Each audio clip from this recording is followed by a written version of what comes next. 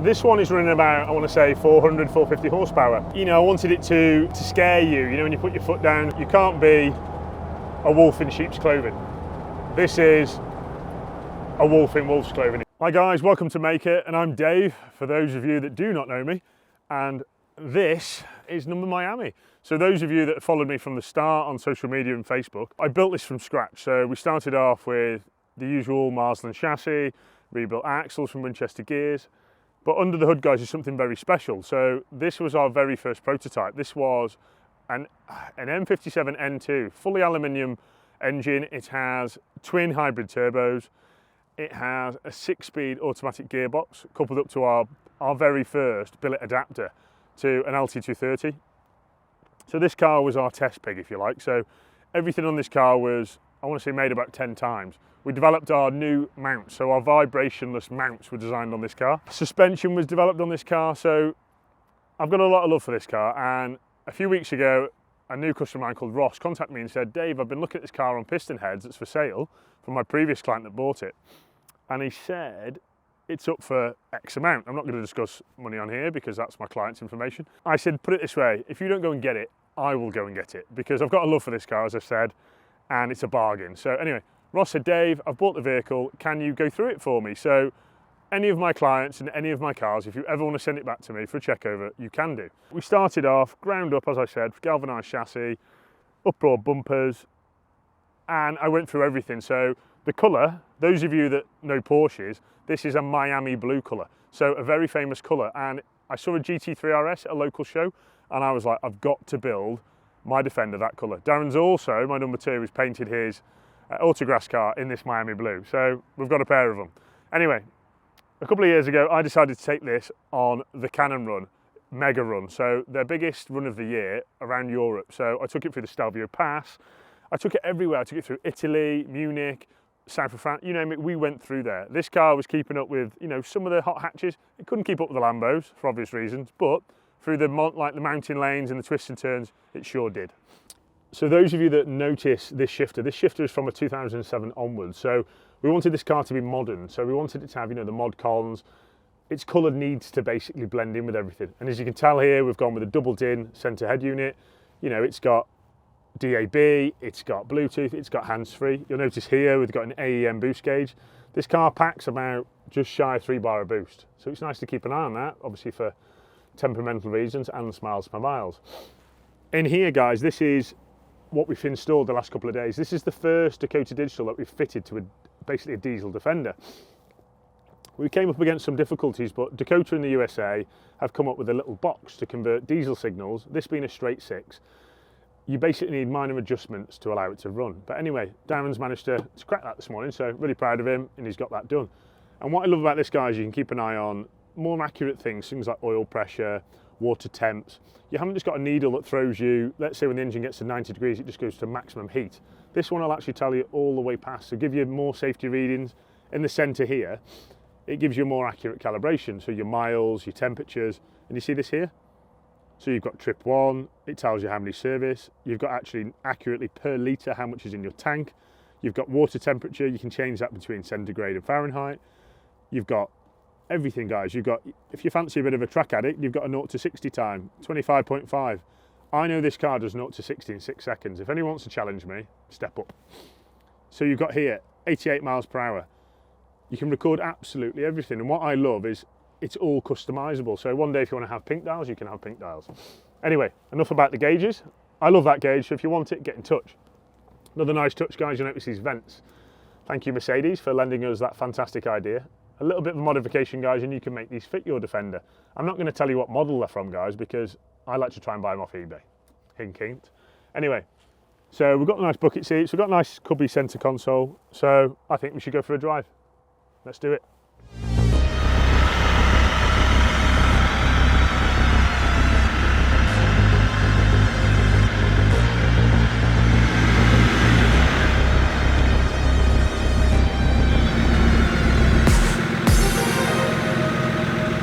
So, I'll start from the start. So, inside this car, I wanted it to be sporty.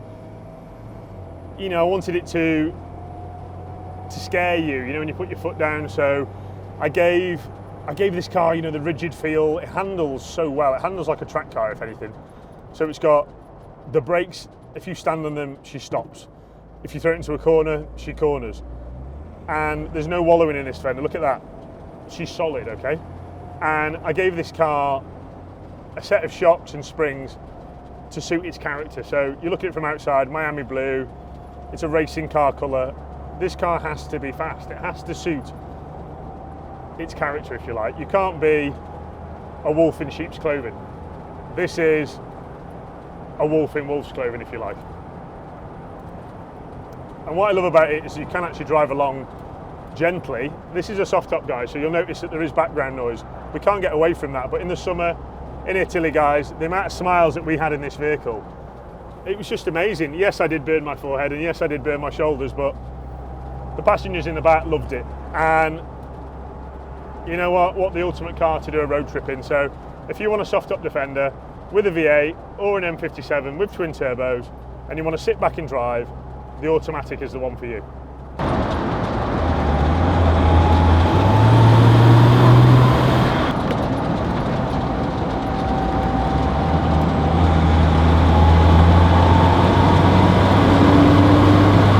Previous episodes we've talked about manual M57s, we've talked about how they feel, how they drive.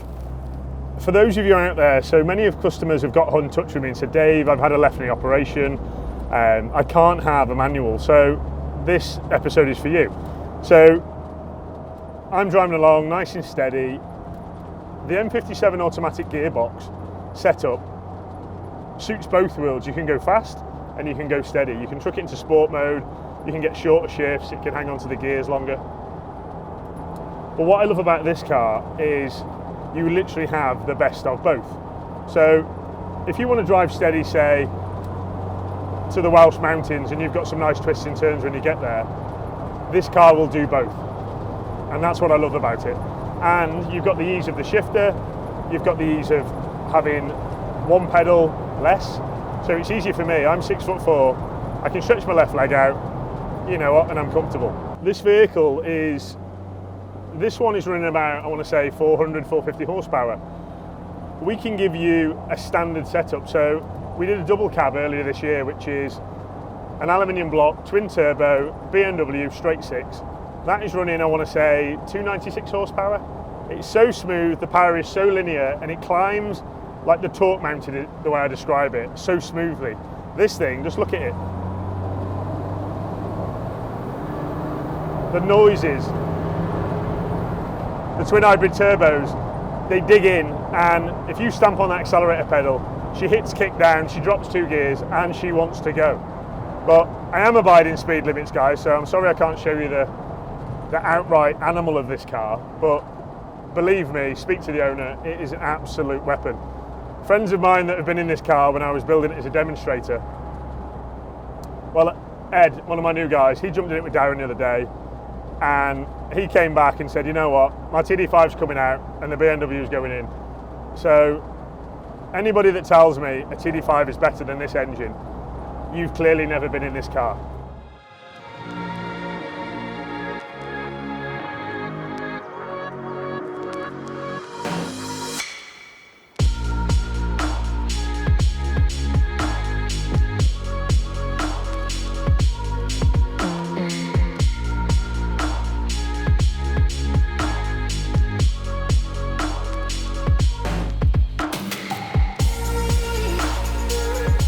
So many of you have said they want to see more Range Rover Classics, and this week, Project Pub, we're going to call this one, hence the number plate. It's a G-Reg and it's got pub in there, guys, so I'm going to call this Project Pub. I'm sure Jason, the owner, is not yet aware that I'm going to call it Project Pub, but I hope it sticks because I like it. Anyway, so this Range Rover Classic, it's a 300 TDI, original. The chassis, unfortunately, we're going to get rid of. It's rotten. See the photo in a second, it is dead. Underbody mounts, rotten. Footwells, rotten. Front wings, rotten. This car, guys, it looked well. When Jason dropped this off, he drove it off his trailer, and I was like, you know what, Jace? I'll turn this around in a couple of months. As per, the project's gone out of hand. So we looked underneath it, I was like, you know what, this isn't going to happen. So we've gone through everything, we've gone through the estimation, and I said, you know what, this car needs one of my stage 3 300 TDIs, fully rebuilt, pristine, you know, eat your dinner off the rocker cover kind of engine. This is my body dolly. So we split the chassis. Ed this week got this body off, rapid fire, and we've uncovered the rust. So yes, we're not going to go LS3. Yes, we're not going to go LT1. We're going to go original. We're going to go 300 TDI. Jason wants this as a bit of a, you know, a pub trawler. He wants to be able to take this down the pub. You know, he doesn't want to go down there 100 mile an hour. He just wants to bob along, take it for the odd shoot round weekends, and just have a very classic and a very reliable Range Rover Classic. And that's what we're going to give him. Interior, Mark's going to go with a nice herringbone tweed, something in the middle, something a bit classic, shooting kind of style. Leather bolsters, so the extra wear. And I think it's going to be very tasteful. So tune in, guys, to Instagram, Facebook, and follow what's going to happen with this Range Rover, guys. So we're going to go step by step what we're doing and why we're doing it, to future-proof it and to make it last another 20, 50 years. After closer inspection, we've realised that this engine is not actually authentic. So someone along the lines has pulled the original engine. We don't know for what reason, but what we did notice is that the engine mounts had actually been bodged. So someone had been in there, it looks like the old Oxford Arc, snotted a couple of plates onto the chassis. So this is another reason why we're getting rid of that chassis, because it's not original, guys. It maybe would have had the old VM. I'm going to check out the V5 and do a little VIN check on this car to see what it would have had. This is a 200 TDI Discovery kit. So someone has retro modded this, I reckon maybe in the 80s, you know, to suit their needs.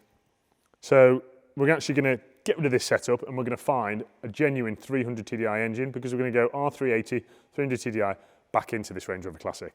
It's going to be, you know, we want it concourse as it can be to its era. So there you have it, guys. Wait for the transformation.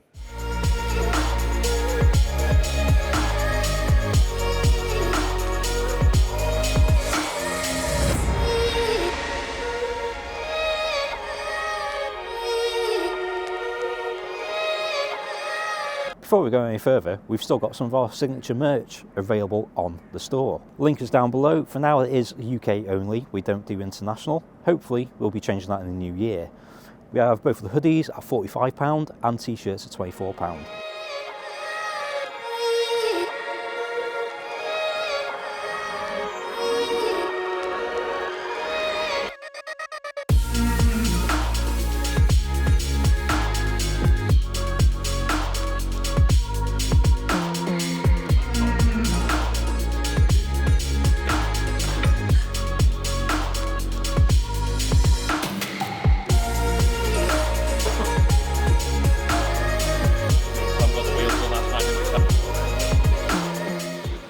Don't spit roast him. Don't fucking spit roast it, man. We'll make him talk. Who's Sarah? Where is... But they're fighting now. Where's the two of them coming? We only had one. No, we've got two. Two of them out like that. Too much.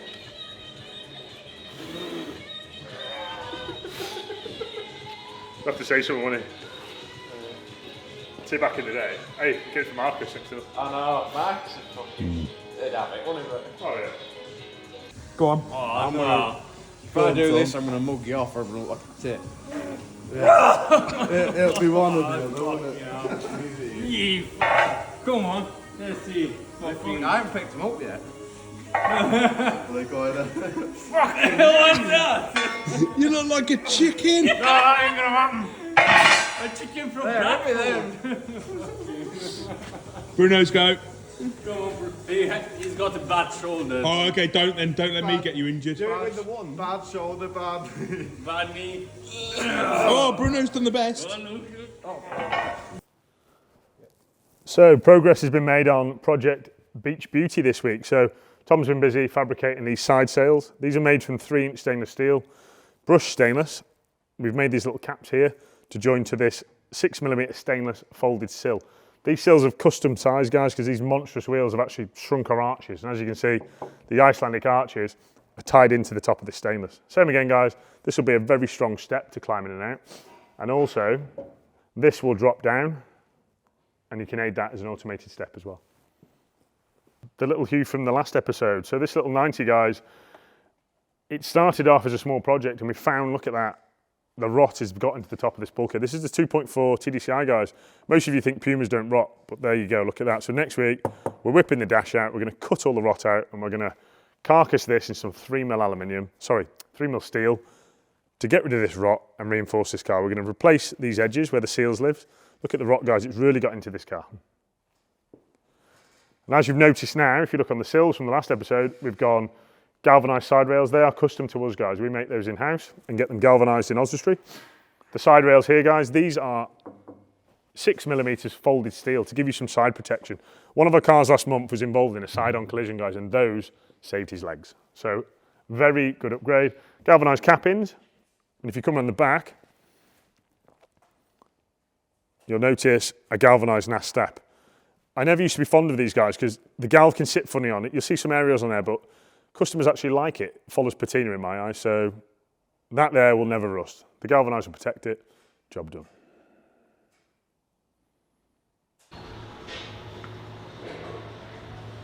What are we doing, Dave? So this is Darren's birthday present, right? And what I'm going to do, I'm going to take his 10mm out, and his 13mm, I'm going to put it back in the box. When he opens it, he's going to be right pissed off.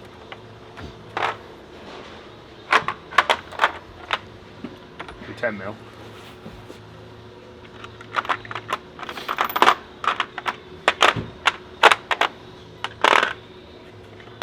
And 13.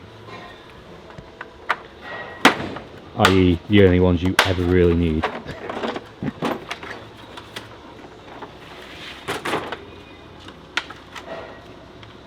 Wait for the next bit. See this set here, Louis? I bought one of these, my very first set off Johnny. No, you know, you generally missed it a couple of times. Give it back. We've noticed the last few videos that not as many people have been viewing them, so we think YouTube is doing its funny business and it's not pushing the videos to you.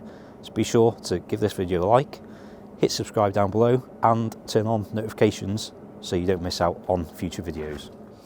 I can tell Tom at Winchester Gears has got a new tool for shrink racking these transfer cases.